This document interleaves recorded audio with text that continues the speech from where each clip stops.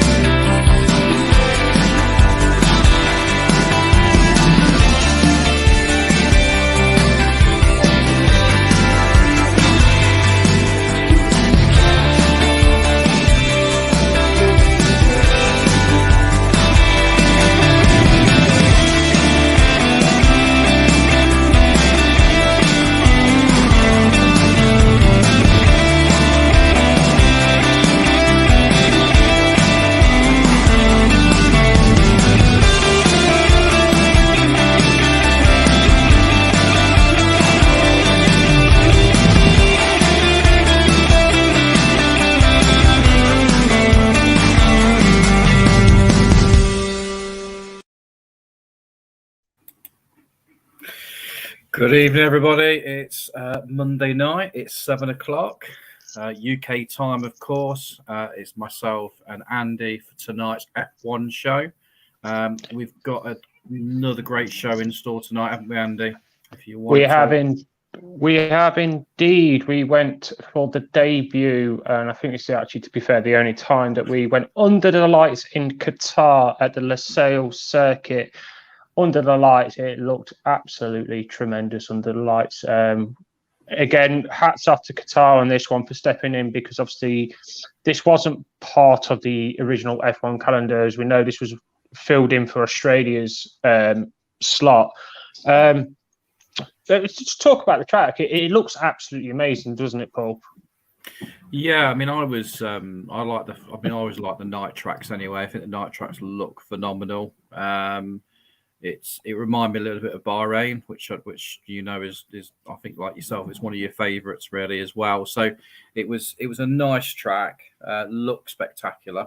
Not too sure about how much it races from an F1 point of view, but it looked great. No, I mean, the track absolutely looks stunning. It's 100 miles away from Qatar.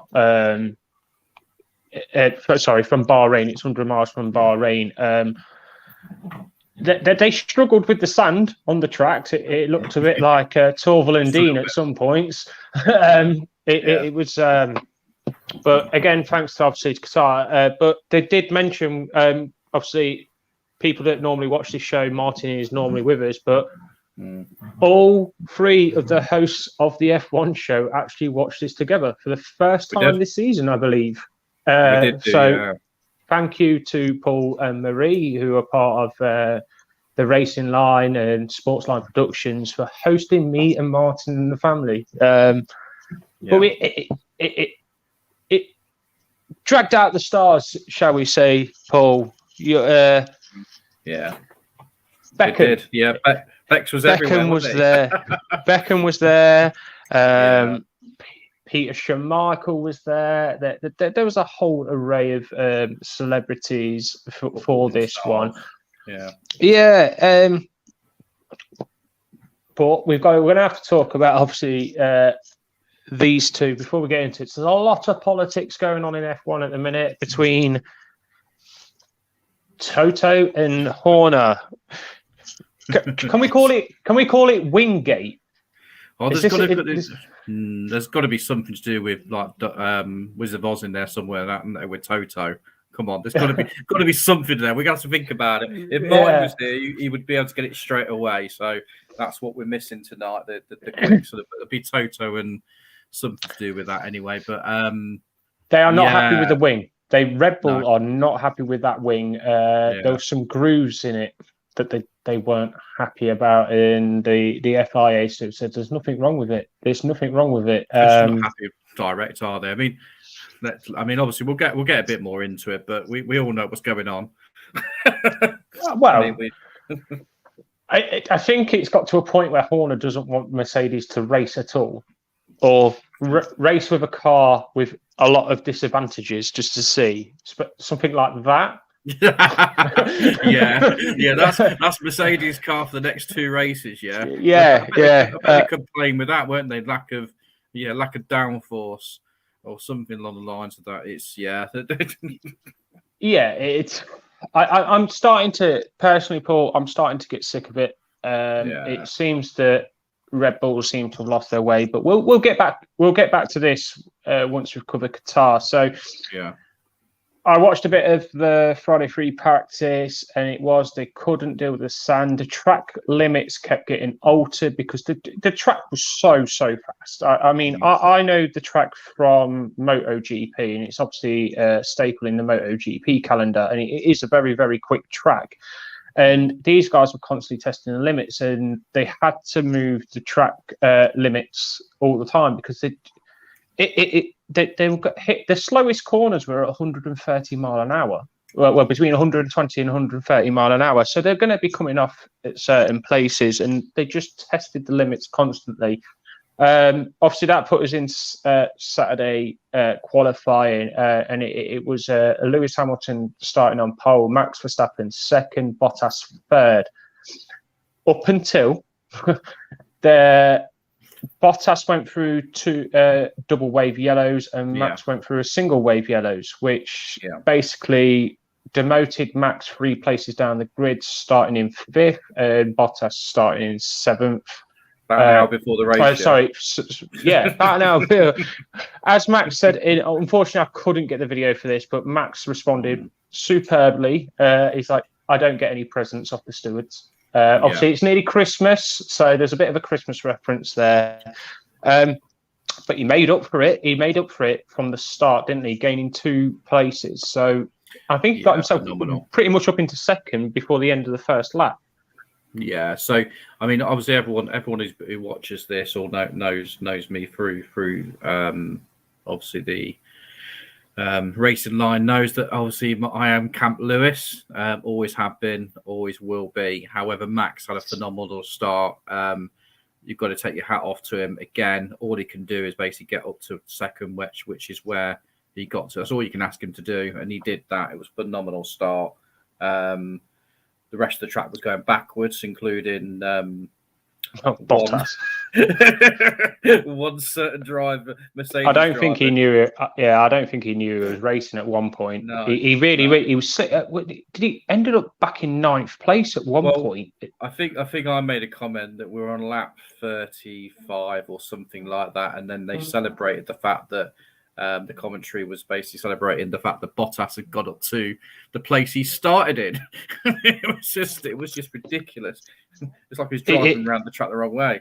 Oh, it just did it. It doesn't look like he really cares. To be honest, I mean, like, okay, so if we took the penalties away from him, it was Verstappen in a Mercedes sandwich, and I still don't think Bottas would have done anything. To be quite honest, I mean, Perez was on a mission, drove superbly for the race. I think the problem is we covered this before, and just before I say go into this, obviously this is Danny, so I know this is Danny. So for some reason, it's come up Facebook user Danny, but it is you. So how you doing? From Greece, Danny, our international basketball player, superstar. Yeah, superstar. How evening, Danny. Yeah, just get back to what I was going to talk about. I said earlier on in the season it was far too early for them to announce that Bottas was leaving, obviously due to politics, due to getting in the right place. They have to do it, I suppose. But I just think ever since then, Bottas hasn't been on it. I mean, last week in Brazil was absolutely atrocious anyway. It was awful. Yeah. And then he goes and does what he does this time around as well. So if you want a wingman next year, don't rely on Bottas. That's all I can say. It's not really happening. So, but Perez did a good job, and Max had a phenomenal start. So yeah, it did. But it just Lewis at one point, was it a second a lap? He was just getting further and further and further away, and it played into Mercedes' hands as well. Red Bull pitted first, look for the undercut, see if there was an undercut. The undercut wasn't strong, and what do Mercedes do the next lap? Lewis comes in, so they just matched it. That's the answer to my question with Danny. Danny's asked what were the key moments. for me was definitely the fact that Mercedes were just mirroring exactly what Red Bull were doing. Red Bull had no answer to. In certain things, there was some very questionable pit tactics from Red Bull yesterday. Apart from the last, obviously, but when we talk about Verstappen and Lewis, they were literally just mirroring us. They were mirroring. It was almost like a chess ball, wasn't it? It was like someone playing chess, and they had no answer to them. It was always coming out with 10 seconds still. It was only it was just I don't know, anything Red Bull could do yesterday. It was never going to work for him. They could do better. But it's one of them. Apparently, someone just heard my dog. I didn't think you'd be able to hear him. We need to talk about these pit things because that became a bit of a laughing joke for us through the course of the race. Obviously, before we'll get into the other thing that made it a bit more exciting towards the end. What were Red Bull thinking? They brought Perez in away from his position. Why? Yeah. They've not even explained themselves, have they? Unless basically I've missed something. It's kind of been swept under the carpet. But I've been looking for it today and I can't find anything on it. Yeah. It was the best one and the funniest one is bringing Max Verstappen in for a new set of soft tyres so he could go and get the fastest lap. Who had the fastest lap already, Paul? Max Verstappen. I said yesterday, do they think if they beat their own fastest lap, they get 2 points? Is that what it is? The only explanation I've got was that they were going to cover off Lewis, but Lewis was never going to come in because he wasn't ahead enough of Max to come in and do it. No. So it's just was it in their eyes that mentally they could turn around and go, "What a Max! You got the fastest lap again." Yeah, I don't know. It was so questionable. I just don't get it. I don't get I think the tactics for him all yesterday were just completely wrong. Okay, trying to go for the undercut, I understand that, but it wasn't going to work. And then they still were trying to do it, and it was like he's gaining a second per lap off of you guys. So you need to. I don't know. Coming into the next race, I need to sort that out. I do think that Red Bull have lost their heads, Paul. I really do think they've lost their heads. And I think yesterday proved that point. We were talking all through the season, we talk about Max versus Lewis, the mind games and everything. It's not that anymore, is it? It's Toto versus Horner. And guess what? Toto's like going up the yellow brick road right now. There we go, you see. There we go. Got it. Found it. Whisked his way off to Oz, yeah?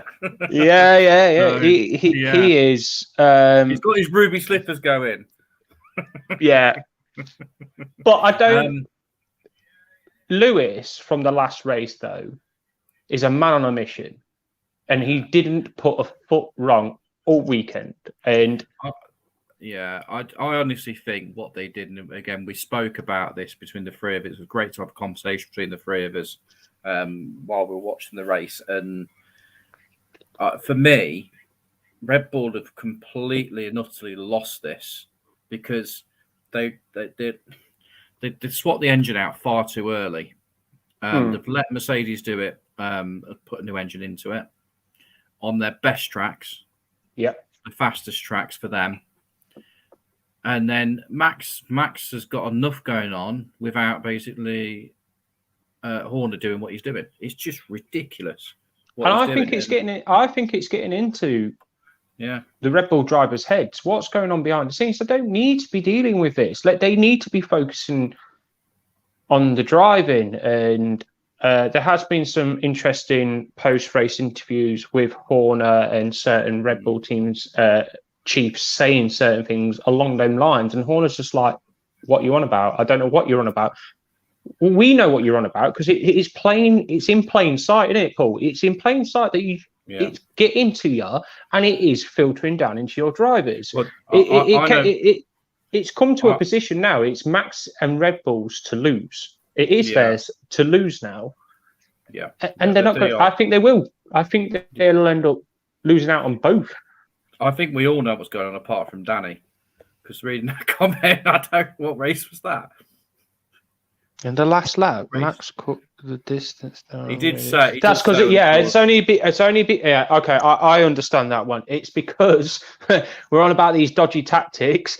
Pit stop, this dodgy pit stop where Max is coming for new soft tyres to go and get a fastest lap that he already had. Therefore, he ate into Lewis's time because Lewis was on aging tyres. So it's not lucky. I mean, when you're saying he cut into his time in the last few laps, he still had over 20 odd seconds on him, so he was never going to get near him. But I saw a few clips where Lewis crossed the line with 3 wheels. Yeah, it's all right, Max. All right, Max.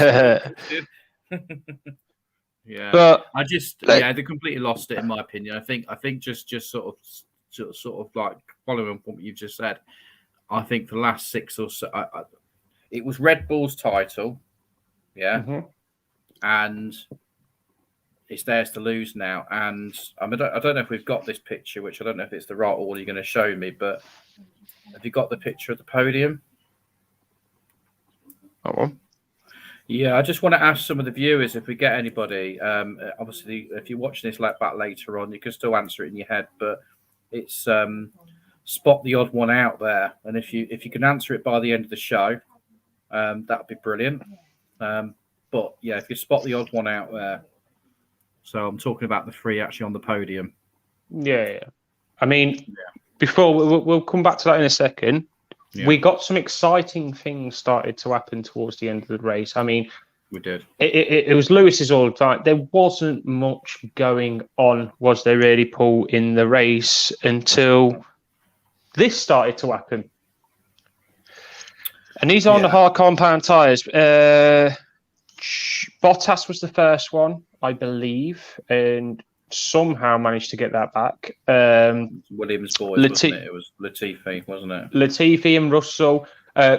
Lando, who was actually sitting in a really strong position at the time, ended up with tyre failure as well, or they caught it just at the right time, didn't they? Before it, just at the right time. Yeah. So, but he did all right to get himself back into the points after that. So we've had a few issues with the tyres over the course of the season. So what happened yesterday is some started on softs and then went on to hards and think they could just do a one-stop strategy. Pirelli have warned the teams about trying to do this, and it was about 6 cars yesterday all had tyre failure, and it wasn't the wall was blowing out; it was the main bit of the tyre was breaking away from the sidewalls. Is that a Pirelli problem? If Pirelli are warning the teams not to do this, then there must be a weakness in the tyres for them to say you can't do one-stops, because one-stop strategies aren't alien to us, are they, Paul? These have happened all the time in the past, but Pirelli really do not believe in the compounds that they've got for these tracks to say, don't do it. I mean, the only thing I could put down to is a combination. They use different, right? So just to sort of put it out there with people don't know, they use different types of compounds for each race they race in. So C1, C2, and C3, and there's a couple of more. It all depends on the heat. So the basic look at it, where people look at hard, medium, and soft, they aren't the same throughout the season. They obviously have different types. So the argument for me would be that they got the wrong compound for this track. Is that basically what they've got wrong with this? Because I would say that that's more the situation. However, you can't just drive around over and over on the same pair, obviously same lot of tyres. So if Pirelli is saying that these tyres are going to last 20 laps or 25 laps or whatever it might be, or even further, surely it's the team's responsibility to bring the drivers in before that. It looked like they were just pushing it, because if you remember, you had a lot of radio noise around. There's vibrations going. How are your tyres? My tyres feel fine. It's down to the guys, basically the strategy guys, to go, do you know what? You can't keep on racing on these tyres. So we found it quite But we found it quite weird with the softs going as long as they did. They were going over 25 laps. They shouldn't even be hitting 20. Do you know what I mean? And then they go on to the mediums that should last a bit longer, and they weren't. They were literally matching what the softs were doing before. The hard compound tires. They were degrading a lot quicker. But do you not? And it should be the other way around. They would. Do you not think it's because okay? So you got the combination of obviously, mind you, it should be the other way around with fuel coming down. But do you not think it's still down to the fact that it's the job of the strategy people to or the supercomputer, shall we say? We've had a supercomputer conversation on here before. It's down to that to push it to get the most out of the car, the most out of the performance, best basically for the driver. So if Pirelli are turning around and saying they're going to last this amount of time, how often have they pushed it? They've done it. They did it. Of course they have. Yeah, of course they have. A few years ago, they just pushed it, and yes, it's like having you've got a use by date and a sell by date. That's exactly the same thing. That's what they've got on these tires, and they push it to the sell by date.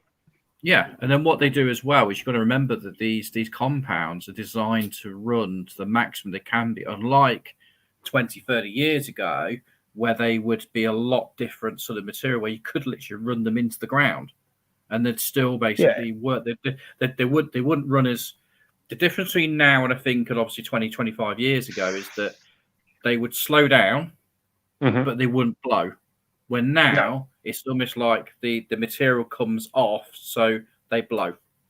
That's the difference. So I mean, my personal thing is, I think it's too overcomplicated when it comes to tires, personally, and I think that really needs looking at. I don't think it's going to get looked at next year properly. I think they're going to have to. What happened to the days where we used to have slicks, intermediates, and wets? Yeah, we used to have a time where it was all weather. Every tire, it was all weather tire, apart from the wets, obviously. But we saw it. Was it a couple of races back where they were turning intermediates into slicks? Lewis Hamilton, fine example. He ended up on slick tires. Yeah, he made it work. Go back 15 years ago, you wouldn't even have been able to do that. It's one of them. But it's definitely coming, though. It's definitely coming, because when we're talking about obviously there's a lot around obviously the environment at the moment, a lot around obviously obviously making this a lot more sustainable. Surely that's going to transfer across the tyres as well, so that's going to come in. Yeah, it's got 100%. Paul, so we're going to go back to the podium and how it finished, and there's the odd one out. Paul, who was the odd one out? for anybody who wants the answer, it is quite clearly young Max. He is the only one on that podium who hasn't got a world championship as of yet. Someone pointed out to me. However, personally, I don't think it's going that way. I think it's he's going to end it. And you brought up a really, really good point on Sunday. Loved the point that if Max doesn't win the title this year, and they say Lewis walks away, if it's going to have a massive impact on the rest of his career, isn't it? I think even if Lewis is around, I want to go a bit further on that, because I've thought about my own comment. I know the comment you're on about what I said about this is he needs to beat the best. The best is here. The best is here through the rest of this season, but then next. But Max has grown up in the turbo hybrid era. Yeah, he's got to win the world championship in the turbo hybrid era. Do you know what I mean? To be the best. Yes, Lewis Hamilton's going to be around next year. But that car next year is completely alien to everybody, and I don't think you can take that as a true world championship to say, I'm one of the best in. You're the best in the world for that season. I mean, any driver that wins a world championship, massive applause to all of you, because it's an amazing achievement. But it has to be done this year because of the car. How long have we had the turbo hybrid era now? It's 6 years? 6 years. I just think Max is going to look back on this era and go, he's never going to quite get it, is he? And the thing is, there are pretenders as well coming up and through, isn't there? I mean, Max, yeah. You look at the current crop of people that probably next year cars are going to suit because they're very reminiscent of F2. You've got your young drivers, George Russell, who obviously goes up to Mercedes next year. You got Lando, you got Leclerc, you got Carlos Sainz, you've got all these guys that pretty much have raced these F2 cars. Even towards the back of the grid, even people like Schumacher. Schumacher, Mazepin, Stroll. There's a lot more next year. I mean, we haven't got a crystal ball here, and we don't know how these cars are going to behave next year, and I can't wait for testing. But Max is going to have a lot more people biting at his heels come next year. Lewis does it this year. He's just going to take his foot off the pedal and try and support George. That is my honest opinion. It looks like he is going to stay around for another year. He's not going to win the 8th and run off into the distance. But even if he did, I wouldn't blame him. Why wouldn't you? How long's Max been 5 years. Been racing for 5 years. Okay, 5 years. So in my opinion, is if Max doesn't win the title this year, does he start to become someone like I know what they weren't in for as long as he was, but Max's attitude and the way he races reminds me a little bit of, say, Montoya, for instance, who was a pretender. He came in and he couldn't get over that whole mentality. He couldn't get over it. It was psychological with Montoya. He was a great racing driver. He was phenomenal, but he was rash. He couldn't make those decisions in the right time, the right place. He wasn't cold enough. You know, the ice coldness of Vettel or Hamilton or Schumacher or anyone, Senna. The ice coldness of the whole sort of, okay, they take a risk, but not to the point where.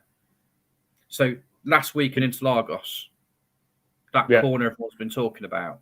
Okay, regardless of if you're on Team Hamilton, Team Max was betting that Lewis wouldn't go into him.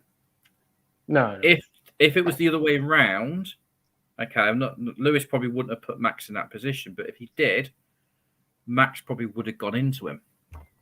Yeah. That's my opinion of Max Verstappen. And can he change?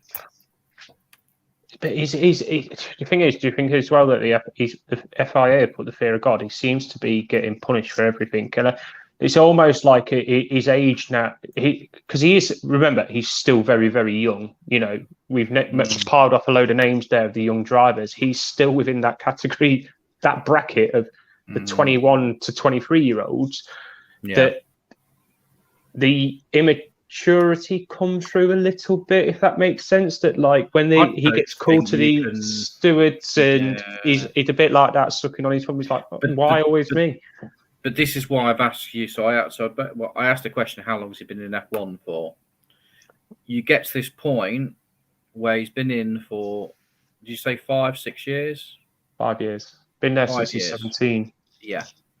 There comes a time where you go, I'm in a fast car. I've got a great team around me. I'm in a position to win a world championship. Okay. I need to stop being petulant. I need to stop I need to get rid of this white noise.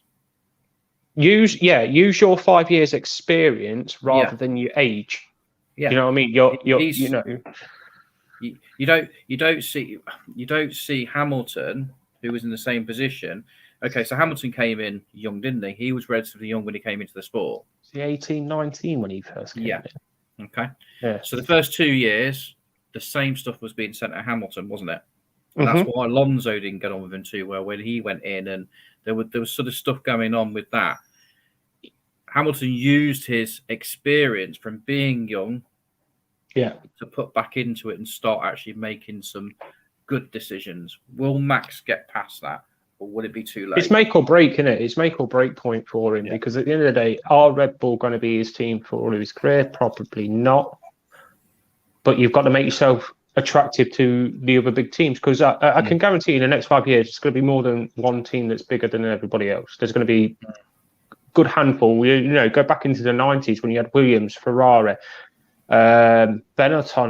You know what I mean? You had a right cluster of teams that you could potentially go to. McLaren, obviously, as well, all in one era. Mate, you've got to make yourself attractive, and I think that's what we could be coming back to. And yeah, he needs to. It sounds like I'm being a school chick. You need to knuckle down and get on with it. He needs his dad to put an arm around him and say, "Come on, son, sort it out." That's what he needs to do. Yeah. Last year, I don't think it's going to happen now, but last year I was like, Max is definitely going to race for Ferrari at one point. Why wouldn't basically the most prestigious racing team in Formula One in the world want potentially the pretender? I can't see him now with the current Ferrari setup. He ain't got a chance. Not in a month of Sundays has he got a chance of going in there. I just want to go back to a name that you just dropped. Hamilton's first teammate that we were talking about. You're saying about odd one out on this one. Odd one out for this season, shall we say, is the Spanish wizard, Fernando Alonso. Drove an incredible race. He just held position, didn't he? I'm so happy for him. And I know you are as well. Massively. When you think back to the start of the season when he was being brought back in, obviously we've covered this before. Yeah, you're putting your hand up, obviously, and going, we don't necessarily. I think we both have made certain comments like, we don't feel this is the right thing, and it's actually ended up being. Look at Ocon as a driver now compared to what he was last year. That's all because of Alonso being in. Not all because of Alonso. Obviously, you've got to do your own work as well, but having somebody like him, or is it? He's a 3-time world champion, isn't he, Alonso? Is he 3 or 4? 3. Pretty 3-time, I think, isn't he? He's actually someone I know. Obviously, your beloved or our beloved, actually, to be fair. Obviously, even though I'm a Hamilton fan, obviously my team is McLaren, the same as yours. Ironically, it would have been a great teammate for Norris back at McLaren this year. He helped him though. Like so. Was it Alonso? Who was Alonso? Stoffel Van Dorn. Lando was in the McLaren B team, shall we say, like back in F2. And he used to be Alonso's T-boy. He was there every F1 weekend, anything that Alonso wanted, but it wasn't. They made laughs and jokes about it, that he was fetching him his coffee, fetching him this or this. Alonso spent a lot of time with Lando. It's not very well documented. You actually have to go and research this. And Alonso has spent a lot of time with young talent. And when you find out about these things, you understand why he's there in teams. And it's like Vettel, isn't it? It's what a person to have as your teammate. I can't really say much for Kimi. Do you know what I mean? You get what you get with Kimi, but the wealth and knowledge that Alonso has got for this young generation of Formula One drivers, it's exponential. Do you know what I mean? Do you know what I mean?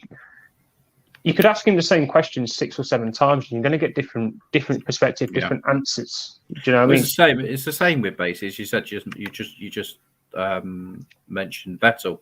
Vettel for me is exactly the same. I expected Vettel to maybe get on the podium a bit more, or actually get on the podium in the same sort of situation as Alonso at some point. But yeah, Vettel's completely changed driver now. And this is what we're talking about, maturity. Vettel was very similar to Max at the start, wasn't he? But he then became cold. He had to be. Yeah, I mean, I suppose maybe we're being obviously coming away from Alonso a little bit and just going back to Max just a quick second, because it's just the fact that we've talked about it. Maybe I'm being a little bit harsh on Max, because obviously when you had Vettel and Webber doing their thing for Red Bull, obviously Vettel was about that age, wasn't he? He was about 24-ish, I would say, when he was doing his multi whatever it was. Multi 21. Multi 21 said. Multi 21. Yeah. It's about the same age as what Max is now. Yeah, cold hearted. I'm a race driver. Yeah. I'm going to win. It's a championship on the line here. Yeah. So you could see it if Max did that to Perez this year, they would be saying how immature, basically. But then would they be saying that he's cold-hearted and he's going for his title? So, but then can we be saying about? So obviously, you look at next year. You got Lewis Hamilton and George Russell. Lewis Hamilton there to bring up the young George. Do Red Bull need to start taking a leaf out of other people's books and probably getting a mature driver in? Is it too late to go in? Do you know what? Shall we go and get Vettel just for one season, see what he can do and help? Do you understand what I'm saying? Is it? Do you not think they've done that? I know they're not going to. Perez is probably. But what's Perez actually done in his F1 career compared to somebody like Alonso? He's nowhere near him. He's nowhere near him. No. Do you know what I mean? If Red Bull want one and they want to promote their young driver, then I think they're going to have to concede that second seat to somebody with a bit of maturity. Vettel will probably go back. Would go. I think it's too late for him to go back now because obviously he doesn't want to be racing in F1 for much longer, which he's clearly said. And he's happy at Aston Martin. I would be. Just his teammates not the best. He just outperforms.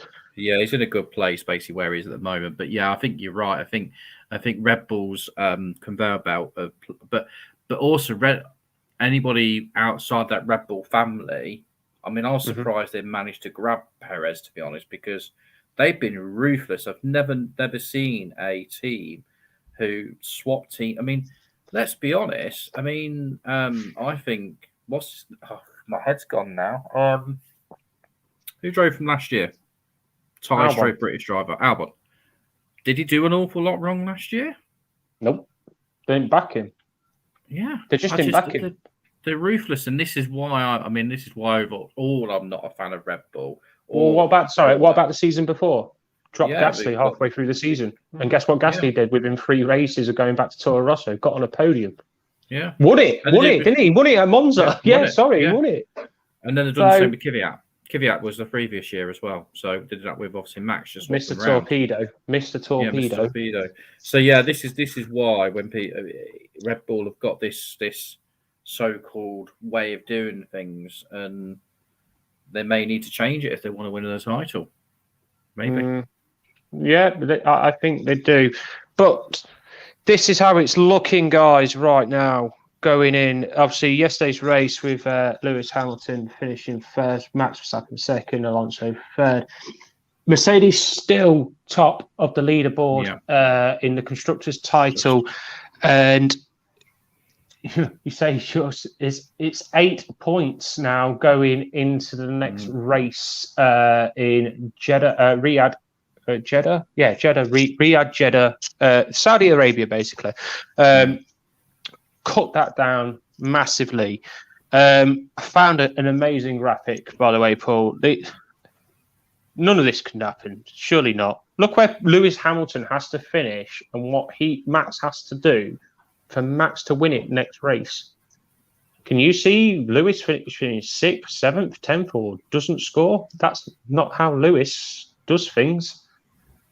It's not getting decided, basically, is it, next race? No, unless basically there's a. I've always got this theory of Max that Max surely in the back of his mind, if Max takes Hamilton out, then it still goes to Abu Dhabi. Yeah, it still goes to Abu Dhabi, but he's still got the 8-point cushion. Yeah, it doesn't remind me of Senna and Prost in the way that happened back then, because I was a young nipper.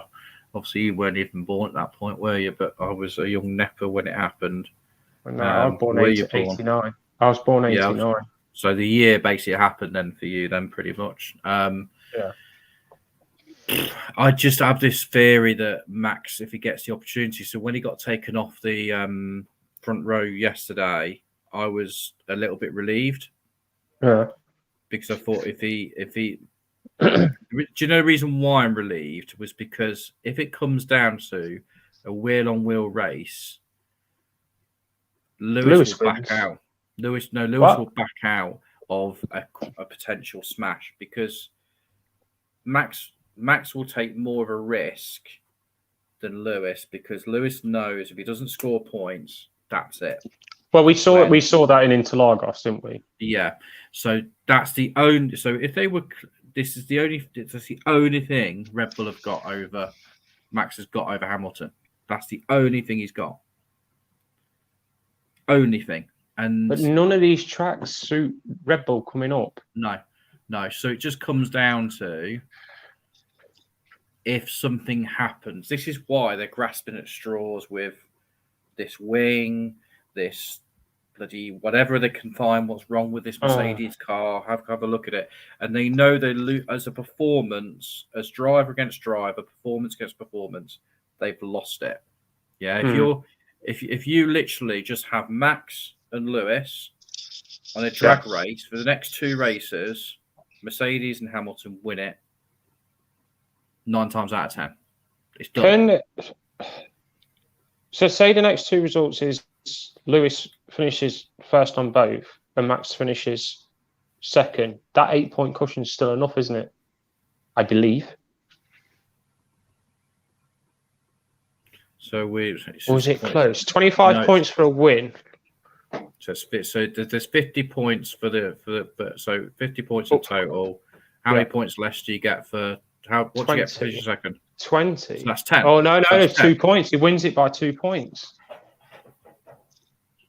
Ooh. Does he? No, 20. 20 no, he loses it. Not 20 in total, 20 per race. Yeah, so if you score 25, that's 50. Yeah, he'll win it by 2 points. Yeah, he wins it by 2 points. Wow. Yeah.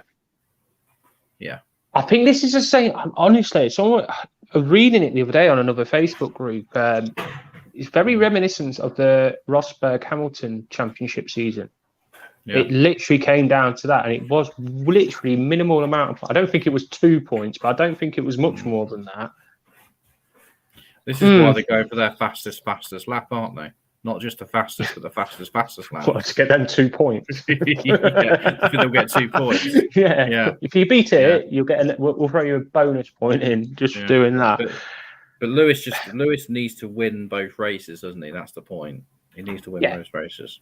Can you see him not? We know. Well, I'm not being funny. We don't know about Saudi Arabia, but we know Abu Dhabi, and we know who it favours. Yeah. It just comes down to me, if there's any external factors. If you're looking at 2 cars on a track, on these next 2 tracks, it's Hamilton's and Mercedes all day long. But it just comes down to Is that one in it?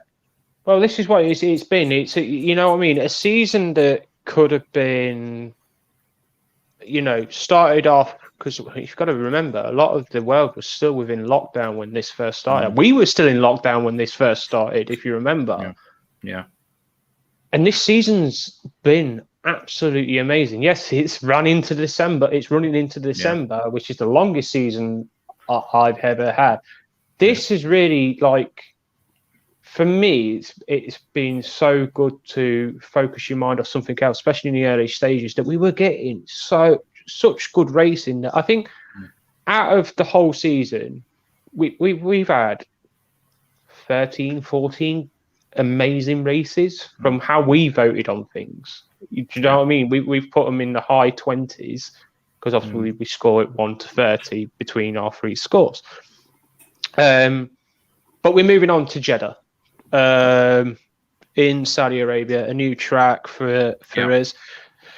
Looks all right, doesn't it, Paul? It's not finished, is it? No. No, the track will be finished. I've done my research because there was a thing going around at the weekend, which I think is basically to put, I don't know, cat amongst pigeons, that Jeddah could get cancelled, but we already came up with a solution. 2 Abu Dhabi race, or just take it to Bahrain for 1, because they're within that area, aren't they? I don't know what to think of this. It's a street race like Sochi. It's just hotter. Do you know what I mean? I'm not slating Saudi Arabia, or I don't think these desert races are that good. If that looks to me like Sochi / Abu Dhabi, and I'm not a fan of Abu Dhabi at all. I really don't like it. It looks impressive, doesn't it, Paul? It does, but we can't really comment on it because we don't know. No, we don't know. It's a bit like obviously Qatar. Basically, we didn't know what the F1 cars would be like on the track.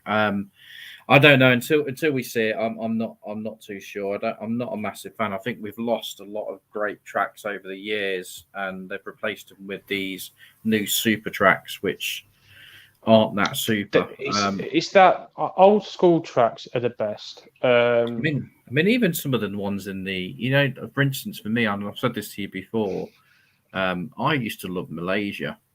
Malaysia had 2 back-to-back straights. Can you remember Malaysia with those 2 back-to-back straights? You go up, you come round, and then they were phenomenal because you had 2 chances. You had the last 2 corners. You got the 90-degree bend onto the back straight with the hairpin onto the front. Yeah, phenomenal. The first section of the corners so tight. Just so tight. It was phenomenal. And for me, they get rid of tracks like that. Even India was a good track. They got rid of those tracks. We've had no German Grand Prix. Oh yeah, obviously again, I love. I mean, the Nürburgring's obviously one, but I mean, I love Hockenheim. Which one? Which one? Which old school Hockenheim? Old school Hockenheim was awesome, wasn't it? That was just like, I mean, old school. There was even the older one was literally just almost like a. The new one's not bad at all. To be fair, it's just unfortunate. They did it for the crowds, didn't they? They're just taking out, so they just put some corners in. That's all. But yeah, all these tracks which have gone, to be replaced by these super Magny-Cours. Yeah, they've just been replaced by these. I suppose they said they call them super tracks, don't they? They call them super tracks. When you say that, it's just like you look at the new track. It's quite an old track now. You look at the Circuit of the Americas, which is still relatively new, but it's not. It's been there for quite a while now. We're going to Miami next year, which is a street circuit. I don't know what to think of that as well. I mean, I'm great. We're going to Miami, absolutely amazing. But the minute you mention street is the minute I start thinking Monaco. It's not so much like that. I mean, you look at Singapore, for instance. I know it's not everyone's cup of tea, but Singapore's obviously a street track, and you get a lot of you've got that main sort of bending straight, which is a great sort of I mean, the rest of it's a bit kind of like meh. Do you know what I mean? But most of it's pretty good with Singapore. It's compared to Monaco. Monaco is just a very, very pretty track and it will never get taken out because no, it can't. It costs too much money. Money. Oh, there is some news though. The F1 London Docklands Grand Prix has been given a green light. Where that means as a green light to start the planning process of it, up around near, do you know where the O2 is and that? Up near London Airport. Yeah. That's what they're looking at. Now, that would be cool if they can get it right. Well, I mean, I know London, you know London. It's tight. London is tight. But if they're building a purpose-built street/circuit in the Docklands area, we're in for something good. So there's a lot, but it's at the minute we are at the maximum we can have on the calendar. You got, like I said, we've ran from March to December now. Yeah. What tracks are we going to lose to put these super tracks in? I know certain tracks I hope we don't lose. I mean, we've not had a Canadian Grand Prix this year, and that's a brilliant race. Yeah, stunning track. Yeah, stunning, and it's a great racetrack. It's so we've lost that this year. Australia, we haven't had. Australia's a great track, but they've just pumped a load of money into that, haven't they? Yeah. Did you not read that about Interlagos? It hasn't going anywhere. It might be moving somewhere else in Brazil. Oh no. There's rumours of a South African Grand Prix coming back. I heard that there's lots of things. I mean, basically, we're going to go back to the good old days where we're going to have a race every single weekend. Yeah. If that's how they're going to fit it in. Get rid of Mexico, please. Yeah, the Mexican Grand Prix. I've never been a fan of that. It's just not a good track, is it? So they can bin that off straight away. Sorry for any Mexicans watching it, but it's not a great track, and yeah, I would bin that off. But we've covered the Qatar again. An amazing track. Unfortunately, it just didn't offer us what we would want from a race. It got very, very stale. If it wasn't for the tyres blowing out, then Martin has given me his score. I think you've seen it as well, Paul. He's given it a 6 out of 10. 6 out of 10 for this one. What are you giving it yourself? After careful thought, I mean, I really enjoyed yesterday because I think more because of the company. It was great to watch it with people. So that was awesome. So I'm going to scale mine down. I'm going to agree with Martin, actually. I'm going to give it 6 because apart from the tyres and seeing Alonso finishing third, straightforward race for Lewis. Don't think there's anything. We talk about Max having a great start. You'd expect him to be that. He's challenging for the world title. So you'd expect him to get to second at bare minimum. So, yeah, I would score it 6 as well. I'm going to stick with what I said yesterday. I said 7 out of 10. I'm going to give it a 7. I think you yourself there explained it exactly how I would. I just give it a little bit more because, it was the tyres. It was the tyres. It was the tyres. We want to see tyre blowouts. So unfortunately, Qatar. It's a bit of a thumbs down on that one, unfortunately. But thanks for stepping in. Hope we don't have to do that again. It could have been the Dutch Grand Prix. That can definitely go. That can definitely go. But we move on to Saudi Arabia for the next Grand Prix, and then we're into Abu Dhabi, and will be the end of the season. It isn't next Sunday; it's the Sunday after. So we will be back 2 weeks today, 7 o'clock for the F1 show. Martin might be back with us. Don't know. Hopefully. And we look forward to Jeddah. Anything you want to get out there, Paul? Just very, very quickly, normal sort of stuff. Other than the fact that we would love to see other people come on. Not saying that we get bored of each other's company, because we don't. We have plenty to talk about, as we quite clearly show week in, week out. But we'd love to see other people come on, give a bit of opinion. Obviously, anyone who's on here, you could look down below. You could follow us on Twitter, Instagram, Reddit, Facebook, which is where we primarily have our members on, with our page. Obviously, YouTube. Follow us, subscribe. It's free. Like we normally sort of say at the end, we do sort of we do have Facebook partners, don't we? So just to sort of bring them up, we've got Gaffer's Gaff, where Martin, who is our fellow colleague on here, he also is a major part of that. And then we've also got Tap as well, which came on and off very, very quickly there. There we go, which is our, again, sister page, basically, stroke partner, stroke. We are about football as well, which brings up our sport line. So we'll be doing a lot more around the goal line as the F1 season comes to an end.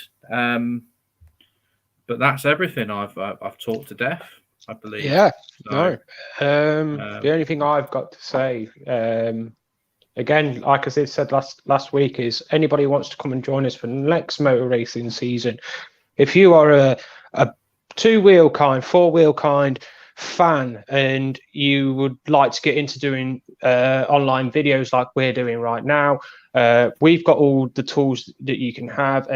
Please get in touch with us. We'd love to hear some people who are MotoGP fans, British touring car fans, rally fans, even that Red Bull Air Racing. Just, it's all racing, and that's what we love. So if you ever do fancy that, please get in contact with us, and we have got everything here to set you up, haven't we, Paul? We have, and on that note, we'll play out basically what obviously the actual racing line video, which does show all the sports we'd love to cover if anybody wants to cover it. And good night. Great evening. Cheers, guys. Cheers.